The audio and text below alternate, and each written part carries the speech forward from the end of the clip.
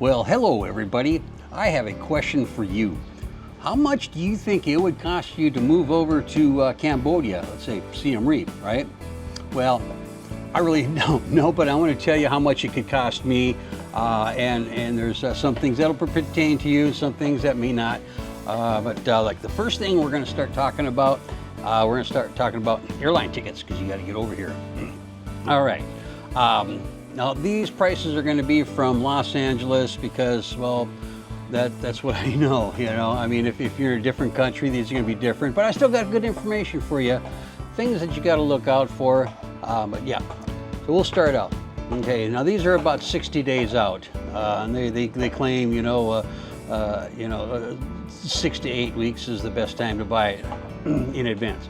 Okay, the first one is Los Angeles to Siem Reap. That's going to be about a 30-hour flight, and you can tell on this slide here at the top three I didn't think about, because if you look at it, some of the layovers are like 1 hour 40 minutes in Singapore. You're not, very good chance you're not going to get your connecting flight.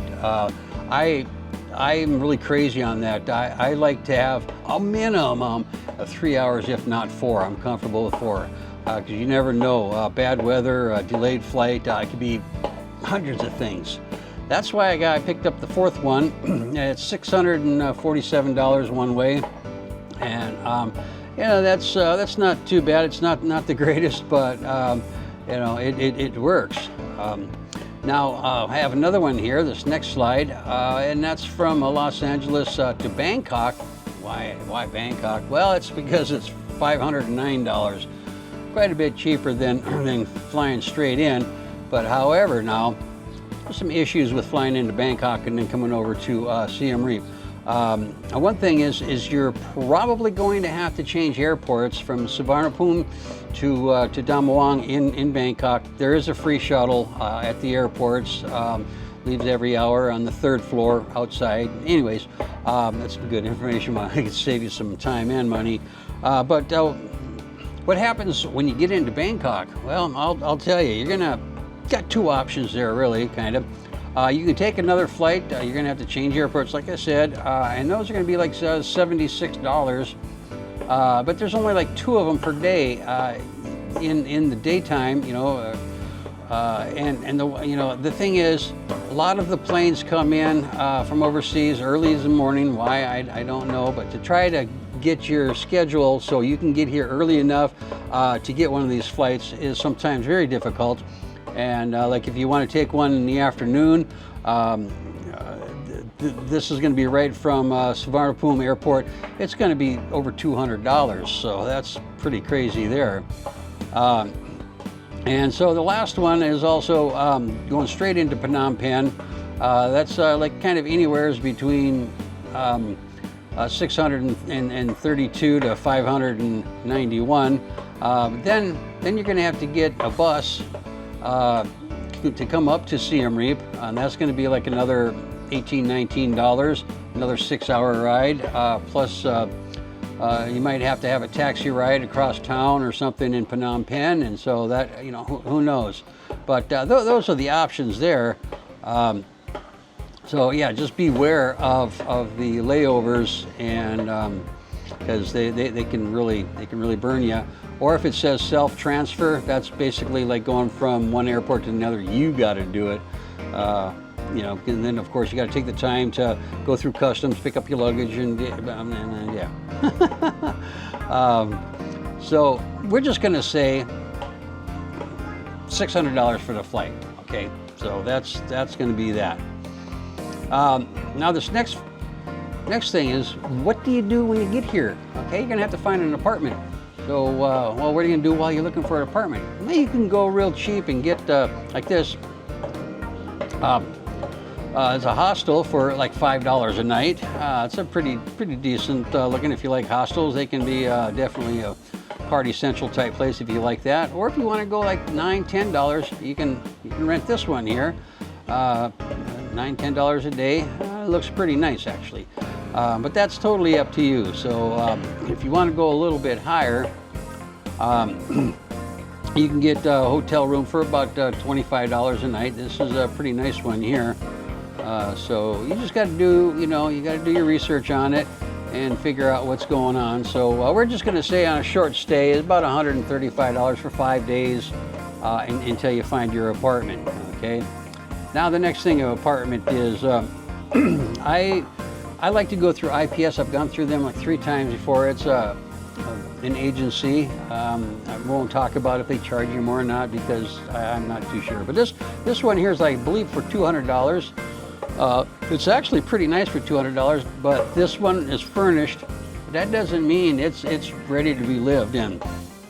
You might not have any pots and pans, and might not even have a stove. You have to get a portable propane stove, which there's a lot of them around here for 12, 15 bucks, whatever. And silverware and just about everything. Though it is pretty nice. Now, if you really want to go fancy, this one here is for $800 a month, and I'm pretty sure that you'd have all your pots and pans and stuff. It has a washer machine. Very, very, very rarely see dryers because everybody just hangs their clothes out. And it also has an oven in there, and you can see lots of cover space and stuff. So really, really nice place. So it's like kind of up to you what you want to spend. Like I say, you can even get cheaper. You can get a room that's got a bed and a bathroom, for about $50 a month. Or like I said, you can spend thousands if you want. But I think most of the people that I've talked to and what I've observed is generally it runs $300, $400, $200, whatever. But a lot of people just get it for $250, $300. So I just put down $250 for a nice place. And also I want to talk about apartments. Do your research on that. Go see it once with the apartment, the IPS people or whatever, and then go again, like at 7 o'clock at night, to see if it is really nice and quiet, or if it's like gets really crazy or whatever. Kind of make sure it doesn't have a school right next door or a temple, because they can get loud. So we're going to go with $250. And of course, you're going to have deposit, and that is usually the same amount, which is $250. And and if they say they want a 1-year lease or even a 6-month lease, and you're not comfortable with that, just offer them a 3-month lease, and they'll take it. Just talk to them a lot. They'll end up taking it. Walk away if you have to, then come back, and anyways, that's part of the game, I guess. Okay. Now the next thing is now this is not going to pertain to everybody, but a lot of the guys and gals that come over here long term for over a year or whatever, they'll want to get a motorbike. The first thing to do is rent one while you're looking for your apartment, and also looking for a motorbike. You can rent a motorbike just about anywhere from $8 to $10 a day. Okay, or like $70 to $80 for the entire month, which is a pretty good deal. So on that, I'm going to go ahead and say $50 for 5 days motorbike rental, and you've got your apartment now. Now you've found a new bike. How do you find that new bike? Well, let's take a look at that. This is Cambodia 24. They sell all kinds of stuff. And this is just a real quick idea of some of the motorbike prices. Some of them are quite high that I see, but you just got to keep on researching. And this, I believe, is just for the Honda Clicks or something like my motorbike. But there's a lot of different kinds of brands here. This is a total automatic. The semi-automatics are much cheaper. So that's the deal with that. Okay. And so I'm going to say, let's say you want to go $1,000. Like I said, not everybody might want to even buy a motorbike, so you can take these prices off the total when we get there. Now the next thing is we're going to talk about visas. I'm not going to get too in depth on visas. I'm just going to talk about if you're coming here to retire and kick back and just relax and not work. Okay, you come in under an O visa, not a tourist visa, or else you can be leaving again and come back in. An O visa, and then after about 2.5 weeks that you're here, go to a travel agency with your passport and tell them, hey, I want a long-term, a 12-month visa, and that costs you, from the government, that costs you $280. And the travel agency will do all the paperwork for you, kind of, and if you have a passport photo, bring that in, and they'll charge you $10, because what they're going to do is they're going to send that down to Phnom Penh, your passport. Don't worry about not having it, just take a photo of it, you'll be fine. Because I know, first I did, you're going to do what? Take my passport? Oh, the hell you are, but no, that's the only way you're going to get your visa. Unless, of course, you're already down in Phnom Penh, and you can just go to the immigration office and do it yourself. Okay, so with all that, with your initial O visa when you come in, that's $35, and then your long-term stay, which is also multiple entry, and yeah, all that. It'd be a total of about $325. Okay, so we're going to get a total of everything. Okay, that you know, like I said, you know, your flights might be a lot different. Yeah, of course, you're going to have to get the flight to Los Angeles, or actually look at San Francisco, because that's another option. And if you're flying, you know, to the west. If you're on the other side of the continent, you know, there might be some flights that are going through Doha and then up into Bangkok. So you really got to do a lot of searching on this. But like the total, $2,620 to move here for like a long time.